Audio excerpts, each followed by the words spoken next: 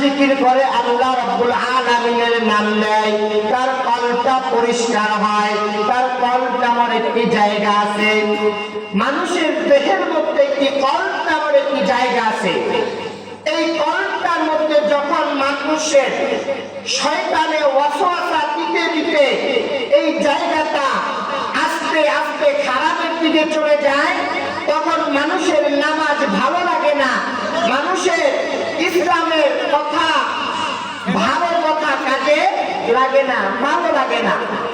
এই কলটা যখন নষ্ট হয়ে যায়, তাই আল্লাহ রাব্বুল আলামিন বান্দাকে বলে যে, বান্দা হাবিব, আপনি উম্মতদেরকে বলে দিন যে এই কলটাকে পরিষ্কার করার জন্য, ময়লাগুলা সাফ করার জন্য আমি আল্লাহ রাব্বুল আলামিন বান্দাকে কিছু ঔষধ দিয়েছি। সুবহানাল্লাহ। ঔষধটা কি?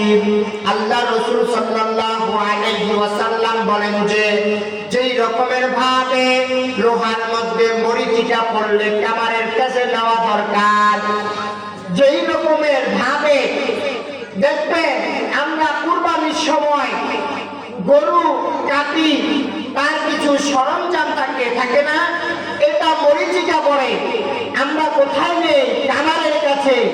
এটাকে ঠিক করার জন্য ততরূপ আল্লাহ রাসূল বলেন যে, বান্দা তোমার কলটাকে ঠিক করার জন্য তুমি সকাল সন্ধ্যা জিকির করো আল্লাহর নাম না। সুবহানাল্লাহ।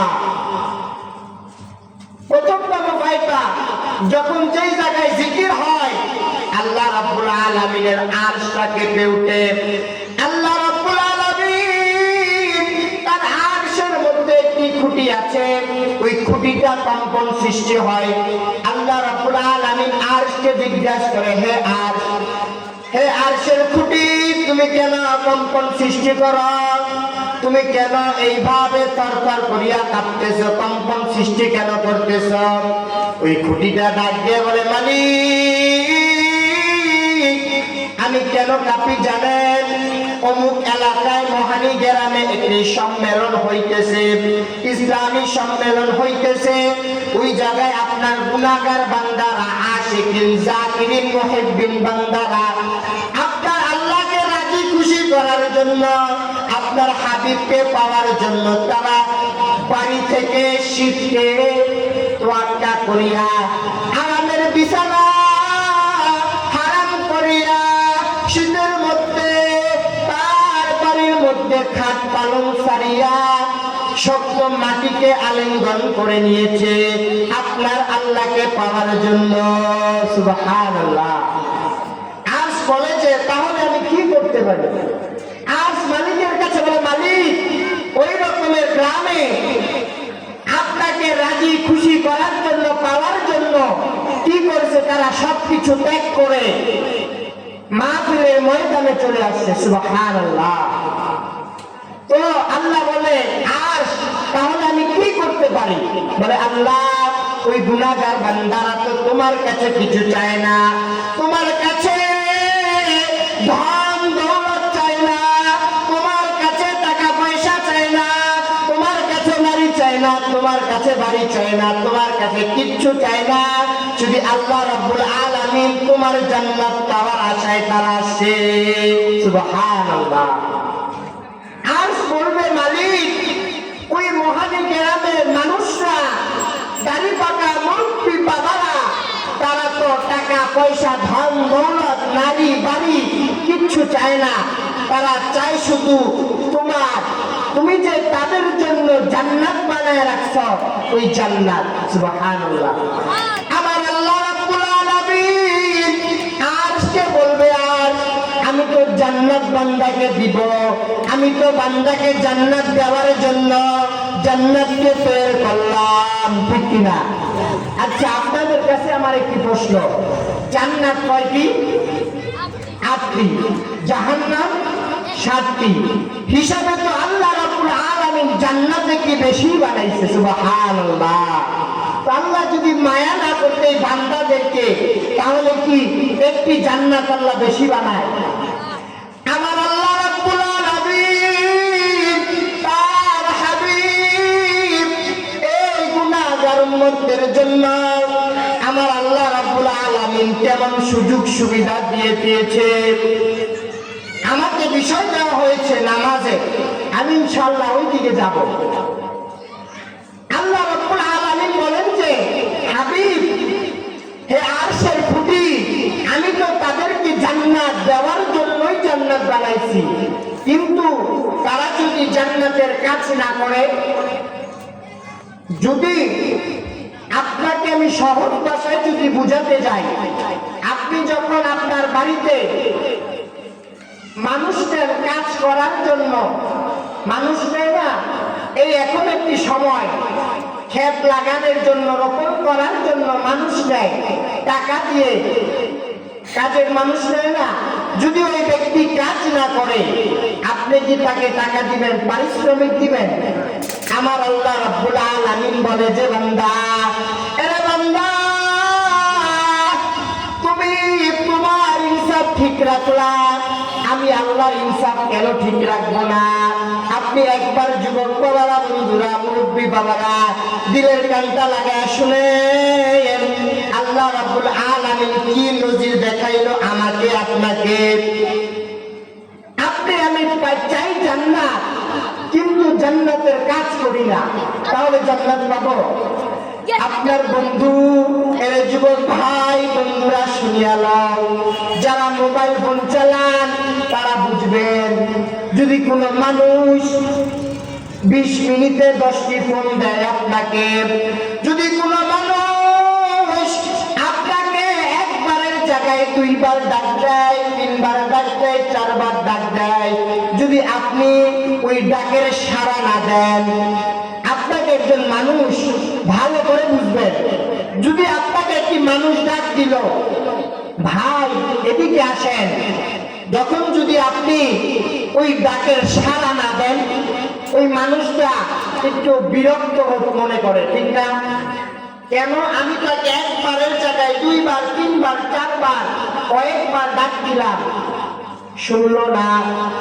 এ যুবক বাবারা, হায় আল্লাহ, কি আফসোসের কথা। মুরব্বী বাবারা একবার ভাবিয়া দেখেন, শত শত মসজিদ মহানি গ্রামে 5টি মসজিদে একবারে আপনাকে ডাকে, আসসালাতু খায়রুম মিনান নাওম, আসসালাতু খায়রুম মিনান নাওম, 5 বার আপনার বাড়িতে মুয়াজ্জিন ডাক পাঠাইতেছে, নামাজের জন্য আহ্বান করতেছে, আপনাকে দৈনিক নামাজের জন্য 5 বার করে আল্লাহর পক্ষ থেকে মুয়াজ্জিন সাহেব ডাকতেছে। আপনি যে আল্লাহর ডাকে সাড়া দিলেন না, কাল কিয়ামতের ময়দানে আল্লাহর কাছে কি জবাব দিবেন? আল্লাহ রাব্বুল আলামিন যখন বলবে, বান্দা তোমাকে আমি মুয়াজ্জিন রাখিয়া দৈনিক 5 বার করে ডাকলাম, 365 দিন, 1 বছর তোমাকে ডাকলাম আমি, বান্দা তুমি কি ইবাদত করেছো? তুমি যে আমার কাছে জান্নাত চাও, জান্নাত তোমাকে আমি দিব, কিভাবে দিব বলো? তাই জান্নাতের কাজ করতে হবে না? আপনাদেরকে 3টি আমল দিয়ে যাব, সুবহানাল্লাহ। সামনে রমজান মাস, সামনে রমজান মাস না?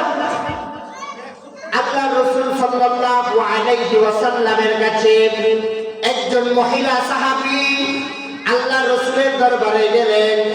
আল্লাহ রাসূলের কাছে যাওয়ার পর বলতেছেন, আসসালাতু ওয়াসসালামু আলাইকা ইয়া রাসূলুল্লাহ, আসসালাতু ওয়াসসালামু আলাইকা ইয়া হাবিবাল্লাহ।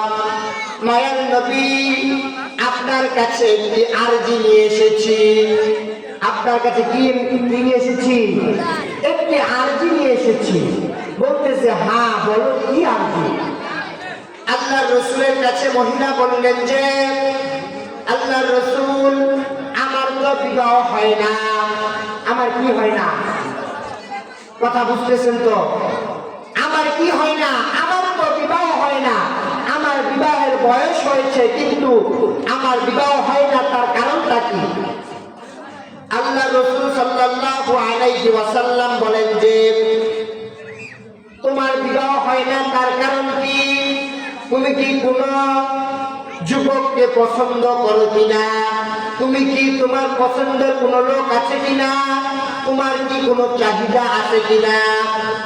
আল্লাহ রাসূল যখন ওই মহিলাকে এই প্রশ্ন করলেন, এই প্রশ্ন করার পর বলতেছে যে মায়ার নবী, আমি যেই রকমের স্বামী চাই, যেই রকমের মানুষ চাই, ওই রকমের মানুষ তো পাই না। মহিলা কি বলতেছে? আমি যেই রকমের মানুষ চাই, যেই লোক চাই, আমি তো পাই না। আল্লাহ রাসূল কৌতূহল বশত জিজ্ঞাসা করলেন, নারী তুমি বলো তুমি কেমন মহিলা চাও, তুমি কেমন স্বামী চাও? হে নারী, তুমি আমার কাছে বলো। যদি আমার কাছে সন্ধান থাকে তাহলে আমি তোমাকে জানাইবো। যদি আমার কাছে কি থাকে? সন্তান থাকে, আমি তাহলে তোমাকে জানাইবো। এখন মহিলা যে শর্ত বলছে, এই শর্ত অনুযায়ী বিবাহের পাত্র পাওয়া যায় না। মহিলা বলতেছে যে হে মায়ার নবী, দয়ার নবী, আমি প্রথম আমার যে শর্ত, আমাকে যেই লোক